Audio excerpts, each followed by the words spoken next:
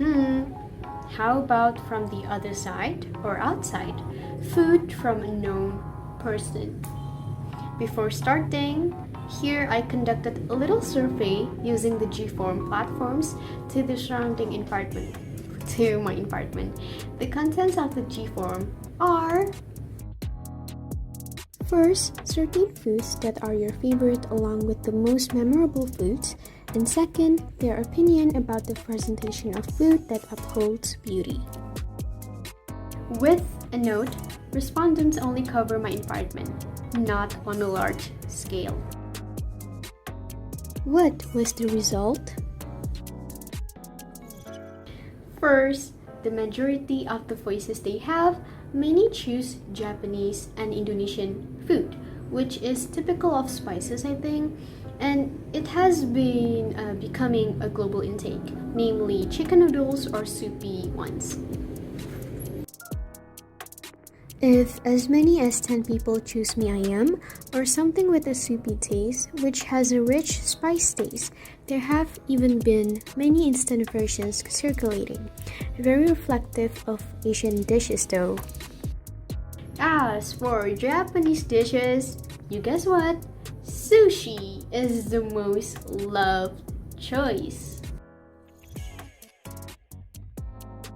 This is a new thing for me. Japan is also part of an Asian country. It turns out that many people like sushi, maybe because the variants and components contained in it are included in the food eaten daily in Indonesia. Second, if as many as 8 people who have determined. Overall, the taste buds tends to be gravy, rich in spices, and delicious and practical to eat. It should also be borne in mind, apart from that, food with a crispy texture and in making fried food are also options for wearing for some respondents. There are about 9 people. The similarity is that Indonesian specialties that are the most suitable for almost everyone's tongue. And the rest, there are those who choose bread, snacks, or sweet dishes such as cheesecake, or cold ones such as ice cream. Fresh seafood smells, something that smells of meat such as steak, etc. The majority of those who choose chicken noodles or gravy food in Indonesia because of its warming nature, easy to make, rich taste, and texture that suits the tongue. As for myself, I can't avoid it. Honestly, people now use the term of micin. Maybe this is also influenced by the weather environment.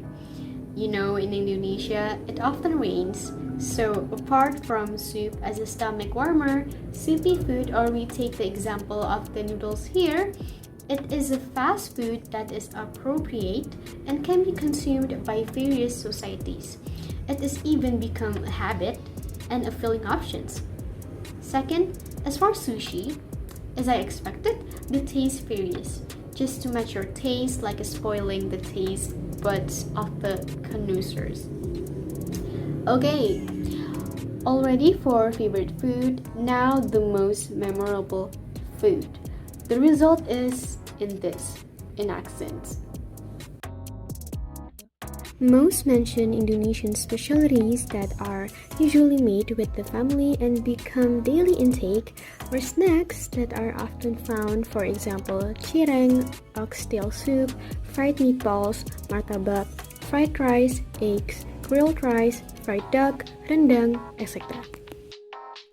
There are also food that made on special days, such as nastar and castaños made on the day of Eid celebration, grilled corn on New Year's Eve, cireng, rendang, a soup that is often made together with family members. The goal is said to be to fill the table dishes, or special days that end in a memory with loved ones. Like someone who chooses steak because he or she often visits a special restaurant with his or her beloved father before leaving the world. Of course, it leaves a special place. Oh, apparently, everything arises from repetition so that it will stick to memory for a long time. First, what do they feel or think from seeing the beauty or aesthetic value shown by a food? So from here, we will continue with the opinion that if food looks beautiful, neatly arranged, what is the response?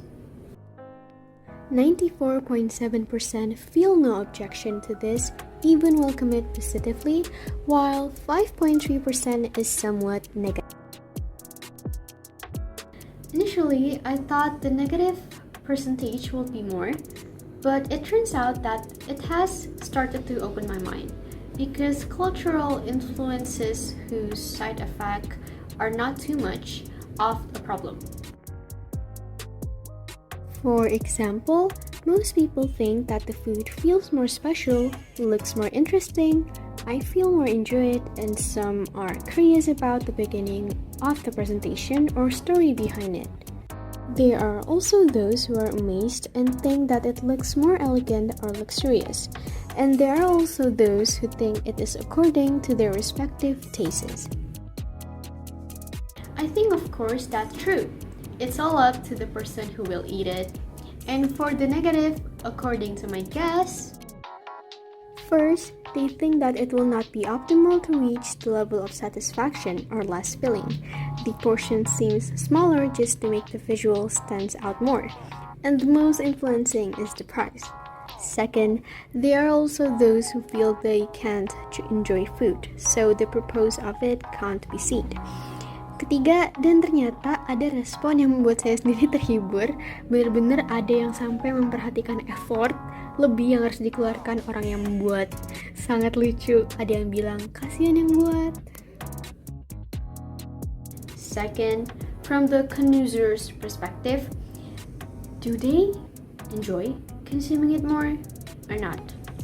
So, overall what I caught, mostly accepted rather than rejected. Receiving in context not every day, but looking forward to and impressed by the idea. Because yes, the options shown in the world today are certainly more, not always that small portions mean luxurious, but equating serving portions with one-time meals so that you can feel full has also been done a lot. P.S. That's not what I want to show here, okay? And third, from the presenter's point of view or the maker point of view, what does it mean? It does it as a form of relaxation, satisfaction, skill training, hobby interest, respect, etc. And for this note, I didn't ask the expert directly, face to face. I just wanted to know how these influencers or chefs share foods, recipes in general, or like to give meaning, or what is the meaning to them? What is the moral identity or the message that they want to carry down? For this, I had time to ask on the IG platform more to first, the perspective of people who are active in the culinary field or the manufacture of a food on the meaning of food itself, and second, the purpose or background they take and carried out what has become a step. She said that what has been her strength and goal to focus on Korean cuisine is to connect with her culture and heritage, which had sadly slipped early during her previous job at the career as a restaurant chef. Initially from making these videos for herself to create dish which she ate as a growing up until now, she has provided inspiration for people who want to learn about Korean food. He said that the pieces he made are all about taking power and ownership in his Lao identity and narrative in the special field of Laos food. In addition, it is not only for the Lao people community to be seen, but also to show the similarities between the teas, struggles, and stories that had been seen in the eyes of other immigrant and refugee communities. He pairs a traditional Lao dish with his own experiences and touches the Lao community look like, especially for the Lao LGBT community. plus the response and influence of outsider to see his work on how their lives work. Miss Michelle said that she really likes the food sector and has an interest in trying various types of food, such as cooking and even decorating, anything related to and using food. She continued to explore and eventually become a found strength or passion. Plus, passion tips from Mrs. Michelle, she said that everyone's passion are different.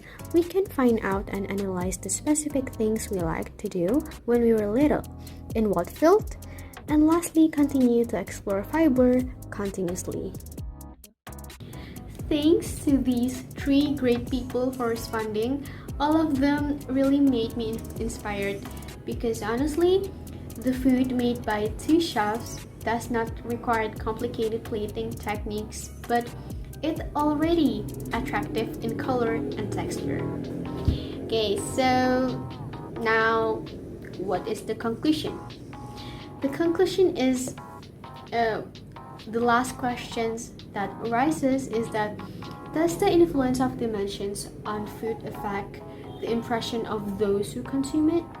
The answer is yes. The dimensions of the difference in shape, size, and cutting methods are in each dish. Accelerate also with taste and perspective.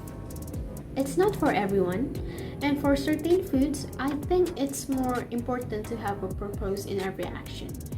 Especially very appreciative for those who use food as a memorable medium. That's what I will always channel in every video, and hope it can inspire you. Next is the demonstration video that I took from several others video clip. Of course, you can do it at home. Stay tuned and bye!